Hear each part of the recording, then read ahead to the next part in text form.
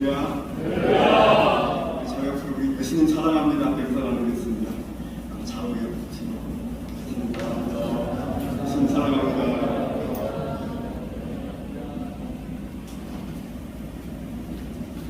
서로 건강한 모습으로 얼굴을 뵙게 돼서 너무 감사합니다.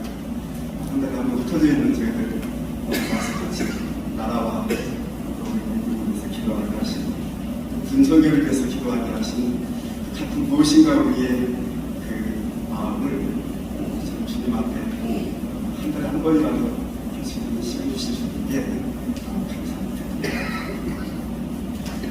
이 입사에 가면은 생도대 앞에 큰 탑이 있는데 6.25 전쟁을 기념한 불멸탑이 있습니다.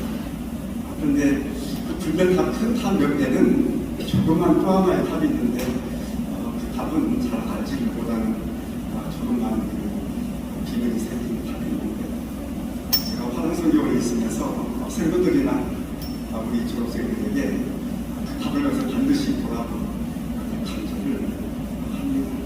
겉으로는 작기 때문에 보이지 않지만 그곳에 가면은 6.25 전쟁이 일어났을 때에 웨스트포인트를 졸업한 소위들이 300여 명이 소위들이 한국전쟁에 참여하게 됩니다. 정말 우리가 알지도 못하고 듣지도 못한 나라에 갑자기 육사를 졸업하고 임관하자마자 바로 300여 명이 한국전쟁에 참여하게 되고요. 그리고 계획 한 10여 명 가까이가 거기서 사상자가 나오게 되는데 그 중에 41명이 한국전쟁에서 죽음을 맞이합니다. 그 젊은 소리도 졸업하자마자 왔다가 한국전쟁에서 41명을 그 죽음을 기리기 위하여 그 동기생들이 조금만 다른 육사에 세웠습니다. 다른 어떠한 그 육사의 그 기운보다도 참 큰 기운이 우리한테는 마음의 기운인 거죠. 그래서 우리가 옆에 우리의 불멸탑은 당연한 도시고요. 정말 한국 땅에 와서 죽은 그 젊은 소위들의 죽음 앞에 우리가 가서 공경을 하고 그리고 그 뜻의 그 소중함과 그 헌신에 대한 그것을 깊이 것을 화살보라고 저는 합니다. 태초에 아담과 하와를 통한 카인과 아벨을 낳은 한 가정의 그 시작이 우리 참 성경의 시작입니다. 그런데 카인이 아벨을 죽임으로 말미암아 태초부터 인간의 시작 때부터 전쟁이 시작되고 현재까지도 전쟁은 끝이지 않고 있고요. 예수님 다시 이 땅에 오실 때까지도 이 전쟁은 끝나지 않습니다. 마태복음 24장에는 우리 예수님께서 마지막 때의 징조를 말하는데 마지막 때의 징조 중에 한 7가지가 나오는 그 징조 중에 나라와 나라가 민족과 민족이 전쟁하는 문제가 나옵니다. 마지막 때 징조 중에 나라 전쟁, 민족 전쟁에 이 문제를 예수님께서 말씀했죠. 그러니까 전쟁은 끝이 없는 겁니다. 예수님 땅에 오실 때까지. 전쟁에 대한 그 원인을 클라우드 니체는 정치적인 문제로 조명을 했죠. 그러나 이 성경은 전쟁의 그 원인을 어떤 정치적이나 일적인 하나의 측면으로 바라보지 않고 인간 마음에 있는 바로 정욕, 욕망, 야욕 이것으로 우리 성경은 말합니다. 야고보서 4장에 나오죠. 싸움이 전쟁이 어디서부터 시작됐느냐? 바로 너희의 그 지도자들의 야망, 욕망 여기서부터 나온 것이 아니냐? 이처럼 조명합니다. 어쩌면은 근본적인 가장 정확한 지적입니다. 히틀러의 그 야망, 우대통의 야망, 저 김일성의 그 이기적인 그 욕망, 본질적인 원인이 여기서 나오는 것을 성경이 말해주고 있는 것이죠. 어쩌면 오늘 우리 속에 있어서 성경에 그 나와 있는 전쟁의 그 근본적인 원인대로 오늘 우리가 본문에 마치 한국전쟁처럼 일어나는 한 장면이 여기 나오고 있죠. 암몬과 모압과 마온 족속들이 세 개의 족속이 연합을 해가지고요 유다를 쳐들어오는 겁니다. 여호사밧과 함께. 이때에 그 여호사밧이 그 많은 무리로 말미암아 감당하지 못하는 거죠. 우리가 대적할 능력도 없고 어떻게 할 줄도 알지 못하고 주만 바라보는 겁니다. 마치 우리의 6.25 전쟁과 같은 하나의 현상을 표현해주고 있습니다. 그때 야하세이라는 선지자에게 주님이 임하여서 말씀하죠. 뭐라고 말씀합니까? 이 전쟁은 하나님께 속하였다. 그 전쟁터에 돌아가 볼 자리에 나가라. 여기서 뭐 피하고 도망가고 그런 것이 아니고요. 우리 주님의 명령은 나가라고 말합니다. 나가 싸워라.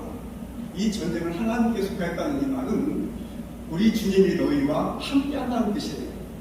그래서 그 전쟁 가운데 속에서 주님이 어떤 전략을 이용하느니 바로 애국 작전을 이용해서 기습하도록 하고요.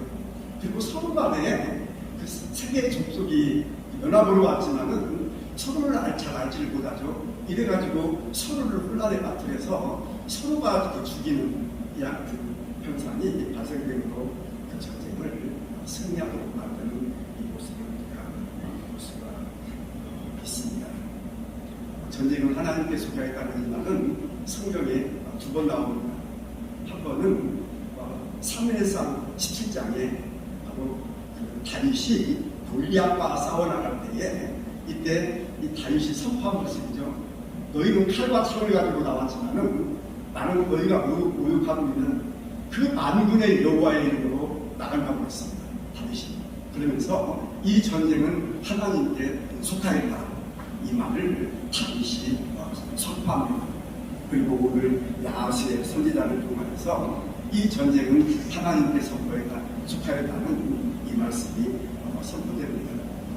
어쩌면 오늘 우리에게 있어서 특히 우리 주님들과 같은 경우는 성경과 이 나와 있는 전쟁과 일반의 전쟁 가운데 속에서도 이런 어떤 무엇인가 이 말씀이 오늘도 우리에게도 맡고 있는가, 어떻게 이것이 적용될 수 있는가.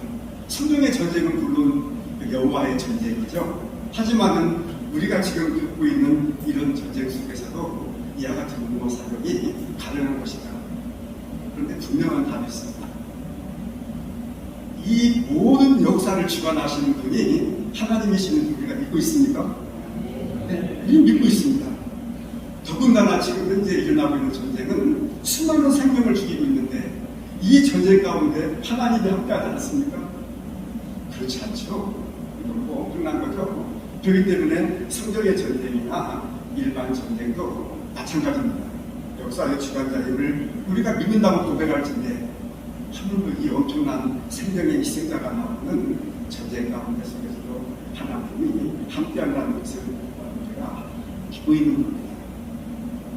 그런데 많은 전쟁 가운데 속에서요, 이 6.25 한국전쟁이 오늘 이 말씀 전쟁은 하나님께 속하였다는 그 여호와의 이 전쟁이라는 용어하고 가장 표현하고 있는 게 바로 6.25 전쟁입니다. 우리가 이 6.25 전쟁에 대해서는 기본적인 모든 지식들을 우리는 다 가지고 있습니다.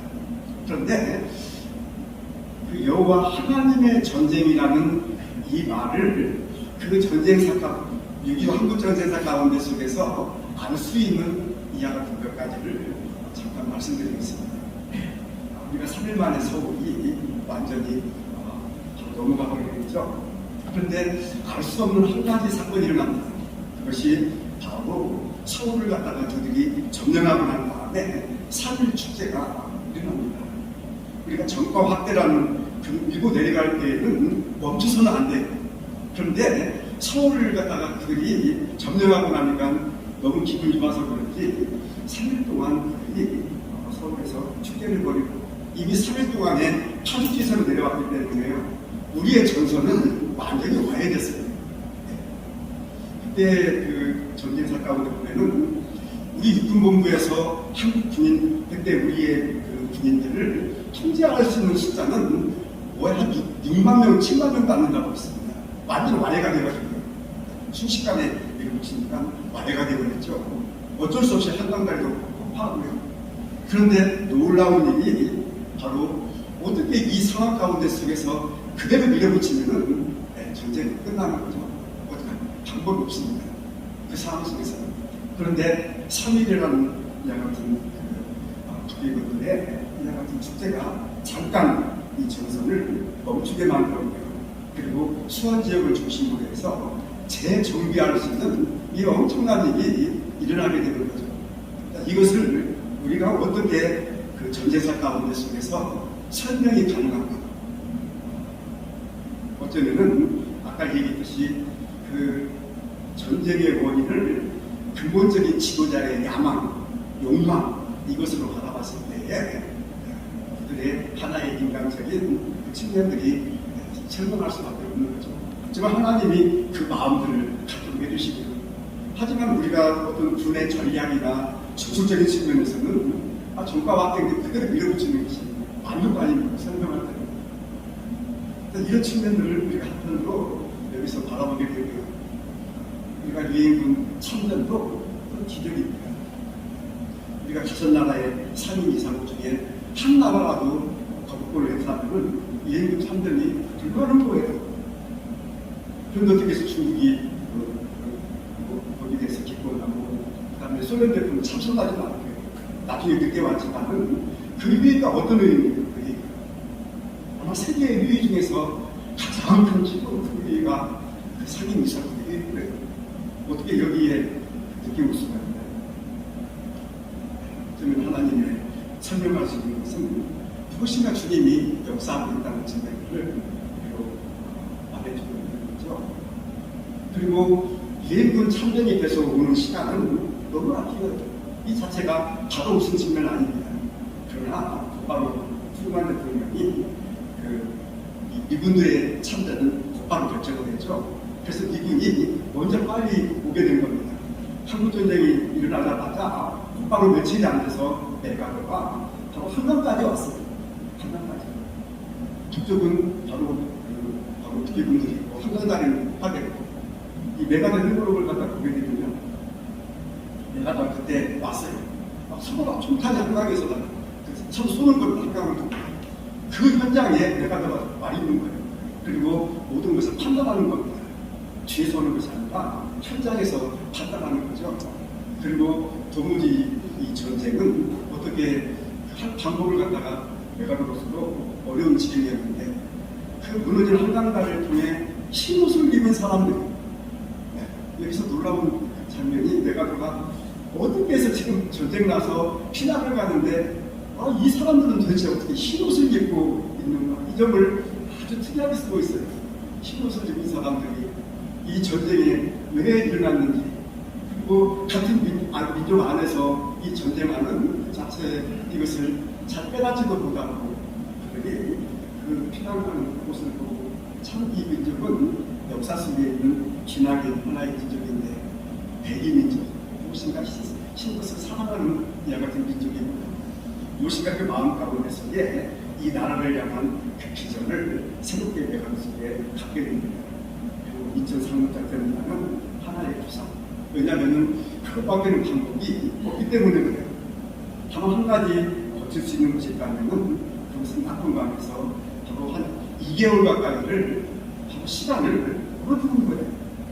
그래서 그 8군 사령관이었던 워커 중장에게 마지막 상륙작전이 될 때까지 어떻게든 버틸 것을 당부하게 되는 거죠. 우리가 전쟁사 가운데 속에 우리 군인들이 이 다부동전투를 통한 낙동강 방어선에 목숨을 걸고 지키는 것은 당연한 거예요. 그런데 우리 그 전사 속에 뭐가 나오는 거니 조그만 제목으로 Stand or Die 이 용어가 나오는 거 봤습니까? Stand or Die 이 목포 중장이 그 낙동강 방어선을 지키는 그 장병들이래요. 바로 이 명령을 내린 겁니다. Stand, 서 있어라. 이 말 지키라는 거예요. 여기서 지키든지 or die, 죽든지 참 단순한 한마디지만은 어떻게 미군들이 목숨을 걸고 여기서 지키든지 죽든지라는 그 오고중장의 이 말이 우리 마음 가운데 뚱뚱하게 넣습니다. 그리고 지켜내는 거죠.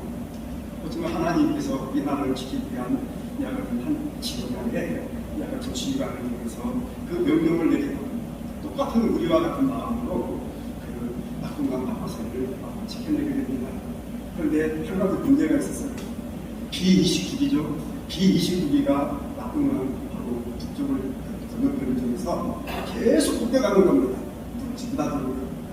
근데 한국에는 이 7월 8월 되면 장마가 있어요. 이것이 바로 큰 문제죠. 이건 바로 방법이 없는 겁니다. 그러나 장마가 되게 되면은 낙동강이 취약하게 되고요. 취약하게 되면은 무너질 수 있고요. 우리가 버틸 수 있는 가장 큰 힘이 B-29기를 통해서 계속 폭격을 해줘야 되는데 그 비행기가 할 수가 없다는 겁니다. 기가 막힙니다. 이것이 큰 문제가 돼서 바로 부산 지역에 다 내려가 있는 피난가 있는 그들에게 당부를 하게 되죠. 바로 그 장마비 이걸 멈추게 해달라. 비가 오지 않도록 해달라. 이게 만약에 되게 되면 이 낙동강으로 무너지는 엄청난 양을 측면을 연결됩니다. 부산의 출항교회라는 이 전대사석이 나오게 되는데 참 그 출항교회에서 그 산부 요인들과 그 피난간 모든 분들이 막 부르짖은 겁니다. 하나님. 이 날씨 문제는 어떻게 할 수가 없잖아요. 날씨 문제. 그리고 그의 1960년 그의 여러분 비가 많이 오는 장마가 없습니다. 날씨가 안 됐다가요. 잠깐 비가 내렸다가도 걔는 그 B-29기가 떠가는데 지장을 주지 않는 엄청난 현상이 일어나게 됩니다. 전쟁은 하나님께 속하였다. 무엇인가 하나님의 이 전쟁사 가운데 속에서 역사되고 있는 장면을 우리는 그 전쟁사의 한 장면 가운데 속에 보게 되고 그 뒤에서 기도하고 있는 그 기도의 힘이 얼마나 크다는 것을 우리가 우리 속에 말해주고 있습니다. 2036작전이 내가 너에 의한 하나의 계획 속에서 추진되고 있는데 문제는 이 합참에서 이 문제를 거꾸로 지시가 내려왔습니다. 조수만만의 사람을 끄기 때문에 상륙 장소부터는 그렇게 가만하는 거예요. 차라리 분산으로 하는 거예요. 이처럼 내렸지만 이 내가 너의 신념은 받았습니다. 우리가 인천 쪽으로 들어가야만이 서울을 하면서 끊을 수가 있기 평창선을 끊을 수가 있기 때문에 바로 이 문제를 두고 문제가 있는 거죠. 참 그 문제는 외가도를 볼 때도 어려운 문제였지만은 그 간절한 그 마음에 이 한국을 반드시 이 전쟁에서 승리하겠다는 그 마음이 강력하게 추진합니다. 이 문제를 두고요, 이 트루먼 대통령이 육군 참모총장과 해군 참모총장을 일본으로 바로 보냈어요. 보내가지고 메가더를 만나가지고 이 문제를 설득하라는 겁니다. 그런데 메가더가 그 안에서도 결국 죽이지 않았죠.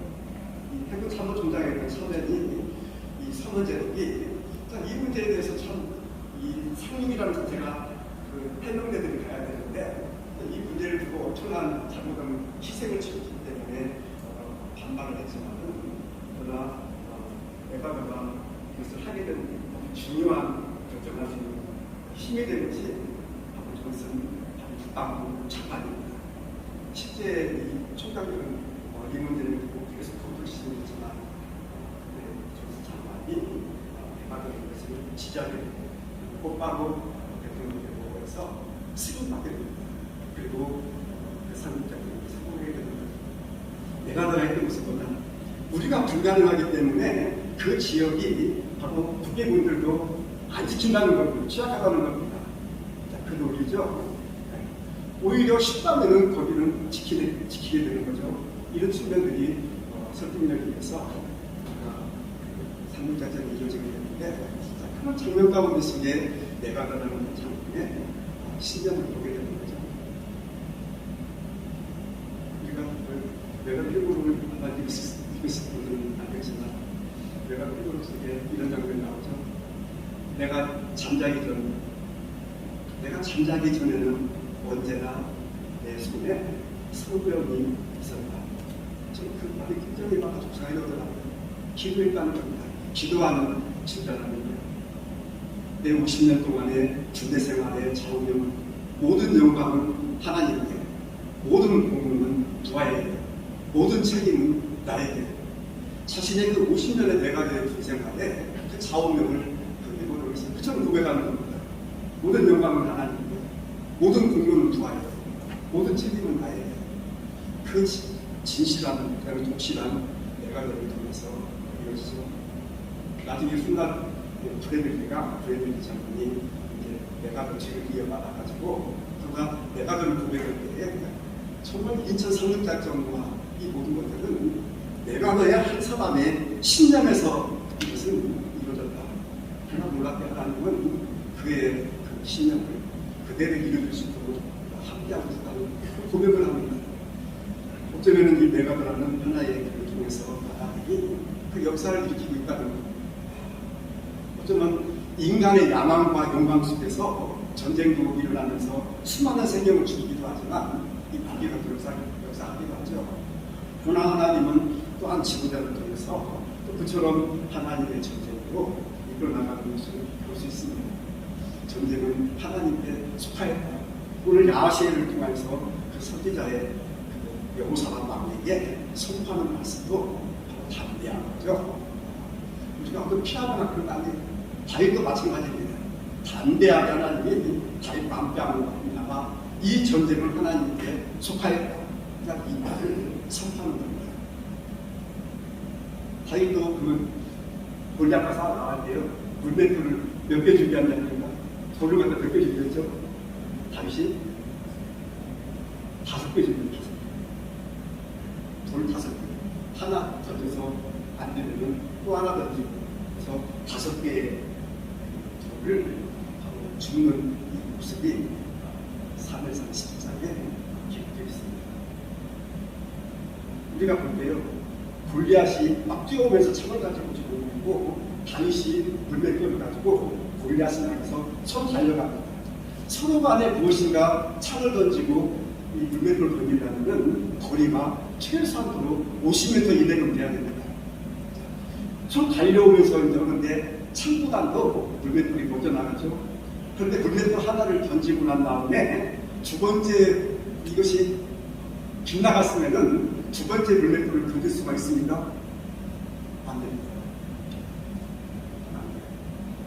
다윗이 바로 죽습니다. 하나밖에 안 돼요. 근데 다윗이 5개의 돌을 준비합니다. 이것이 그 다윗이 던진 돌이 가장 맞추기가 쉬운 것은 가슴이에요. 그대 던졌습니다. 근데 그 나갔죠. 가슴 맞았어요. 충대에 의해 가지고 튕겨나갑니다. 그리고 곧바로 다윗은 죽습니다. 근데 다윗이 또 던졌는데 이것이 또 좀 멀리 떨어졌기 때문에 밑에 나가가지고 이 다리를 맞았습니다. 다리 맞으면 한쪽발로 쩔뚝거리고 골리앗이 와서 그대로 죽습니다. 만약에 그 돌이 날라와서 머리를 맞췄어요. 머리에는 축구가 있죠. 축구 맞아서 축구가 벗겨지면서 튕겨나갑니다. 그리고 곧바로 다윗은 죽습니다. 이마 얼굴은 가리지 않죠. 가야 되기 때문에 그대로 이마에 받치고 없었기 때문에 그대로 죽습니다. 다윗의 어떤 무엇인가 양들을 치면서 그처럼 훈련하고 자신이 한 것도 맞습니다. 그러나 그 이마에 한 방으로 맞히는 것은 하나님의 의미입니다. 이것을 우리가 발견해야 되는 거죠. 어쩌면 하나님이 함께하고 있다는 것, 그 다윗의 믿음 가운데 속에 함께하는 모습을 바로 우리 가운데 보여주는 거예요. 그 전쟁이, 한국 전쟁에서 그 51년이 넘어갔을 때에 미군의 한 카투샤 병사가 대통령에게 한 편지를 보내죠. 우리 한국 군종사의 첫 시작입니다. 여기는 카투샤 병사가 바로 민간인 목사님들이 이제 교회도 다 잃어버리고 다 이제 피난 가죠. 그 목사님들이 지금 뭐 하고 있습니까? 우리 군에 좀 보내주셔가지고 전쟁터에 나가는 우리들을 위해서 기도를 하실 분 도와주십시오. 철판을 기도로서 예수 그리스도의 철판을 우리 가슴에 깔 수 있도록 밖에 있는 민간인 목사님들 좀 군을 보내주십시오. 이 편지를 쓰게 됐는데 그 편지를 받고 바로 이것이 이루어지게 됩니다. 이것이 유명한 일본군부 인사명령 30일조. 그냥 군복만 입힌 겁니다. 아무것도 없이. 그래서 그 무사님들 그리고 중에서 와서 이 군목제도가 그 전쟁 와중에 만들어지게 됩니다. 당시에 대한민국의 기독교는 20만 명인가 얼마 안 됩니다. 정말 작습니다. 그런데 기독교의 나라도 아닌 그 한국 군대에 군목제도가 만들어진다는 거, 불교는 나중에 10년 후에 만들어지게 됩니다. 처음에 기독교가 가톨릭으로 만들어졌다가 10년이 지난 다음에 불교가 되게 되는데, 그 전쟁의 와중 가운데 속에 바로 군목제도가 만들어졌다는 거예요. 이것은 한국 기독교의 놀라운 전환점입니다. 전쟁이 아니고는 만들 수가 없는 현상이 바로 이어지게 된 거죠. 그리고 그때부터 지금까지 400만 명 이상이 중에서 세례받고 1000만 성도라는 한국의 이 1000만 성도를 향한 군에서 가장 어려운 젊은이들의 이 전도가 이 군에서 지금까지 400만 이상이 세례받으면서 예수님을 만났고 사회로 이거를 파송했다는 겁니다. 어쩌면 하나님의 무엇인가 전쟁이 하나님께 속하였다 무엇으로 말하셨습니까? 우리는 말한다는 곧바로 이걸 말하셨을 겁니다. 지금 현재에도 우리가 이 현상을 지금 현재 중에서 보고 있지 않습니까? 천사시기 진주교회를 통해서 제가 1989년에 수련갈도 때 세계 기독장교대 동아시아대회에 파송 나갔습니다. 현역 장교로 파송 나가서 그 대행사를 준비하는 세계에 있는 우리 그 주민 기독장교들이 한국으로 오는 대행사입니다. 아주 한 100여 명이 넘는 그 사람들이 오게 되고 우리 군인들도 참여하게 됩니다. 그래서 그 행사 준비를 위해서 육해공부에서 한 명씩 나와서 파송받아서 열게 되는데 그 행사가 끝났을 때에 저희가 그때 그 한국 기독장교들이 세계대회를 향해서만 우리가 모일 것이 아니라 우리 스스로도 모이는 그것이 필요하지 않느냐 이처럼 말을 했습니다. 그렇죠? 우리가 세계대회이기 때문에 우리 기독장교들이 모여가지고 이처럼 하는 것도 중요하지만 우리 스스로도 하는 것이 필요하지 않느냐. 그래서 곧바로 그 행사가 끝나자마자 내년도에 89년인데 1990년에 우리 기독장교대 한국 기독장교대회를 우리가 열지 않아가지고 결의하게 됩니다. 그래서 1990년에 처음으로 우리 기독장교들 현역들이 예비역들이 한 500여 명 가까이 가요. 강민수들을 가지고 그 집회를 했습니다. 우리끼리 모이는 하나의 성회가 이루어진 거죠. 근데 그 성회가 끝날 때 돼가지고 또 어떤 의견이가 나왔느니 우리 장교들만 모일 것이 아니라 병사들까지 함께 모여서 우리가 기도하는 것이 옳지 않느냐 이 의견이 나왔습니다. 그렇다면 하나님 우리 군인 장교들이 모이는 것은 예비역도 있어서 쉽지만 병사까지 모이는 문제는 대단히 쉬운 문제는 아니죠. 그래서 6.25를 상기하기 위해서 이등병에서부터 장군에 이르기까지 온 장병들이 모이는데 지금 우리가 500명의 우리 장군들이 모여서 기도하고 있는데 10배가 되는 5,000명이 되는 우리의 그 병사까지 모여서 6.25를 우리가 상기하고 기도하는 이 시간을 우리가 가졌으면 성회를 가졌으면 좋겠다. 바로 이것이 이제 그런 겁니다요.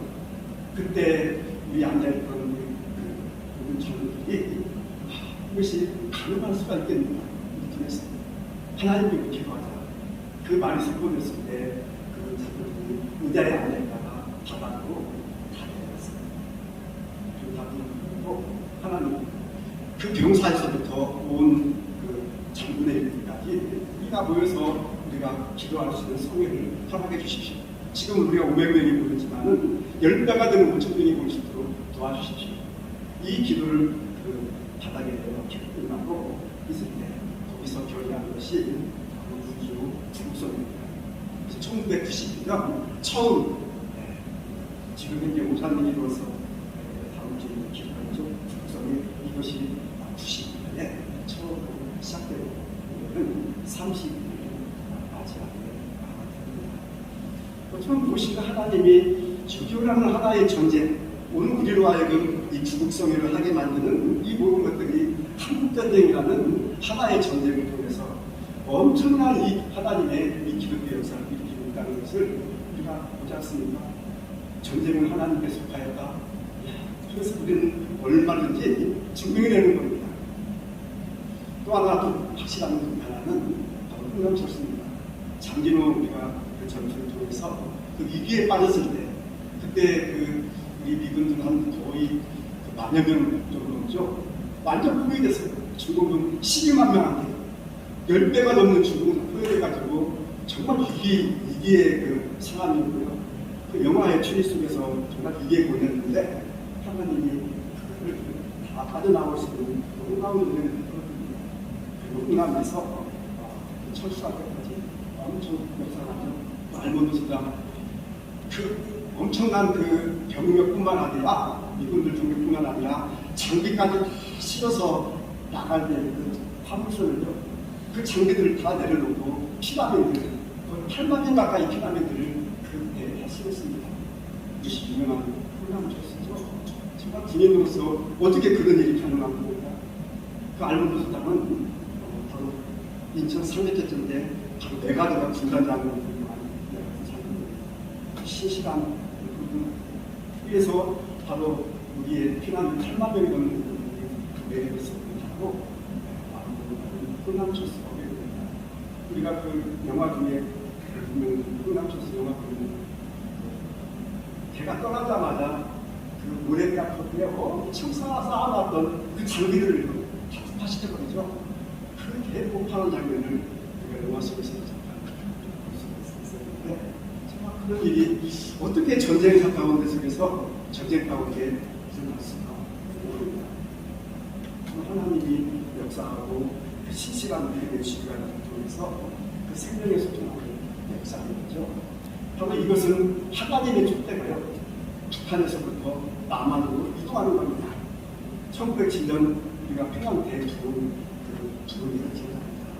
동방의 예루살렘은 평양입니다. 이 엄청난 기독교의 대두문이요 남쪽으로 촉대가 이동됩니다. 단순한 흥남철수가 아니라 하나님의 기독교의 촉대의 이동입니다. 그 이후에 저 김역당은 완전 기독교는 동토의 땅이 됩니다. 세계에서 가장 악랄한 이와 같은 기독교 핍박군이 되게 되고 대한민국 남한은 세계의 역사 찾아볼 수 없는 그 엄청난 기독교의 대부흥으로 나오게 되고 그 중추적인 하나의 신이 분석을 통해서 이처럼 이루어져 나갑니다. 이것이 바로 하나님의 촉대의 이동이죠. 한국전쟁이 가져오는 이 전쟁 속에서 하나님의 역사입니다. 왜 분단시키는 겁니까? 왜 분단시켰습니까? 초대교회가 우리 기독교의 모범입니다. 초대교회가 평안했습니다. 평안한 가운데 속에서 초대교회가 오늘까지도 그 교회의 본이 됐습니다. 그 유대인들로부터의 핍박과 로마로부터 말미암은 그 핍박이 얼마나 심했습니까? 그러나 우리가 초대교회로 돌아가자 이것이 바로 종교개혁이 됐어요. 어쩌면 우리에게는 중간에 아픔이 있었기 때문에 그것이 우리가 말하는 한국 기독교의 기도할 제목이 되었고요. 공산주의 시체가 무엇인지를 알게 되었고요. 오늘 우리가 하나님을 의지하지 않고는 살 수 없는 이 놀라운 신앙이 바로 분단 속에서 우리 가운데 이루어지고 있다는 것입니다. 어쩌면 우리 예수님께서도 말했습니다. 악한 때에 바로 겟세마네 동산에서 찾아갈 때요. 그때 이제 예수님이 제라에게 말씀합니다. 너희들한테 겉옷이구나. 겉옷이죠. 팔아. 검을 사라. 성경에서 이해할 수 없는 말씀입니다. 예수님이 겉옷을 팔아서 검을 사라.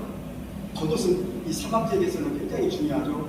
아무리 햇빛이 뜨거워도요. 반팔을 입는 것이 아니라 너무 뜨거우니까 오히려 긴팔을 입는 겁니다. 그리고 겨울에는 밤에는 추우니까 겉옷이 반드시 필요해요. 그런데 예수님이 겉옷을 팔아서 검을 사라. 그래서 어떻게 우리가 설교해야 되죠? 평화의 주님이시네. 평화의 왕이시네. 그때 베드로가 말하죠. 검투장가 있네. 저는 말합니다. 족하다. 그 이유는 어쩌면은 우리 예수님을 통해서 앞에 한 답이 나오는데 악하다 보면 때가 어쩌면 때가 악할 때는 경제가 우리가 우선이죠. 그러나 때가 악할 때에는 검이 더 필요하다. 검으로 일어나는 자는 검으로 망합니다. 말로 주의 베드로가 됐을 때 예수님께서 검을 도로 집에 꽂으라. 야 베드로, 어떻게 검을 가지고 다니면서 사람을 칠 수 있어? 당장 검 버리고 왜? 그렇게 말하자고요.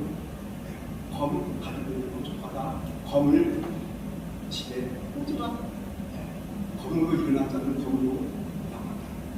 검이 필요하지만 사용될 때에는 생명을 갖다 해야 하기 때문에 이것은 너희가 함부로 하지 말라는 겁니다. 하지만 검은 필요하기 때문에 집에 꽂으라. 오지만 한마디 한마디 속에 오늘 우리에게 무엇을 말하는지 예수님이 통해서 나갑니다. 예수님은 평화를 우리는 원합니다. 예수님은 평화의 왕으로 왔습니다. 예루살렘 성에 예수님 입성할 때 예루살렘아 평화를 쓰시니 눈물을 흘리지 않습니다. 두 번을 그죠? 나사로가 죽었을 때 눈물을 흘려요. 그 다음에 예루살렘을 바라보면서 예수님 우셨다고 했습니다. 예루살렘아, 너도 평화에 관한 일을 알았더라면 좋을 거니까 지금 내 눈에는 숨겨졌구나 이 말씀하십니다. 예루시 살렘 평화, 예루살렘 평화의 도시. 이 평화의 도시라는 이름을 가진 이곳에 평화의 왕이 입성합니다. 근데 예루살렘 그 예수님을 십자가에 못 박게 됩니다. 평화에 관한 일을 너희도 알았더라면 좋을 거니까 지금 내 눈에 숨겨졌구나. 예루살렘아, 너에게 파손된 자를 돌로 치는 자야. 암탉이 그 새끼를 모으려 한 같이 바로 내가 너희 자녀들을 모으려 하는 것이 몇 번이냐. 그러나 너희가 원치 아니하였다. 오늘 우리 가운데 속에서 있는 인간의 이와 같은 그 눈에 보이는 바라보는 하나의 나무, 보이지 않는 하나님의 그 놀라운 손길, 그리고 함께하는 그 역사. 우리 모두는 평화의 왕으로 오신 주님의 이 평화를 원합니다. 하지만 전쟁도 주님이 허용을 합니다. 그 이유는 연단과 훈련과 또 앞으로 미래에 나타날 이 모든 것들을 아시는 분께서 오늘 우리가 돌아오도록 하기 위한 바로 영혼 구원을 향한 바로 하나님의 뜻을 이루기 위한 뜻입니다. 전쟁을 하나님께 속하겠다는 말은 전쟁 가운데 하나님이 함께한다는 뜻입니다. 전쟁은 여호와께 하나님께 속하겠다는 말은 그 전쟁의 주관자가 하나님이라는, 허용하는 분이 하나님이시라는 겁니다. 그리고 전쟁은 하나님께 속하겠다는 것은 그 전쟁 속에 영혼 구원이라는 뜻을 향한 하나님의 뜻이 있다는 겁니다. 그래서 니느웨와 같은 이와 같은 악의 도성을 지난 요나 선지자를 통해서 바로 악의 성에 보내 회개하도록 합니다. 그리고 바로 그들이 회개했을 때 그 성이 구원의 역사가 나오는 것을 우리가 요나서를 통해서 볼 수 있는 것은 북한은 하나님이 두는 책임입니다. 그리고 끌건 강합니다. 이스라엘과 주체사상으로 부부를 끌고 있죠. 아주 악입니다. 그러나 우리가 그 신앙의 관점은 악이지만 구원의 대상입니다. 사람을 바라볼 때는 구원의 대상입니다. 주체사상은 악의 사상입니다. 결코 타협이 아닙니다. 이건 가서 싸우는 겁니다. 하지만 영혼 구원을 할 때 악이지만 영혼 구원의 대상으로서의 또 하나의 부탁, 이것이 기독교의 신앙을 여러분에게 말해주고 있습니다. 여러분, 73주년이 맞이하면서 우리에게 주시는 전쟁을 하나님께 속한 이 큰 믿음을 가지고 그리고 반대의 큰 믿음의 신뢰 속에서 기도하겠습니다. 만물의 아버지 하나님, 우리 주님을 사랑합니다. 우리 주님을 의지합니다.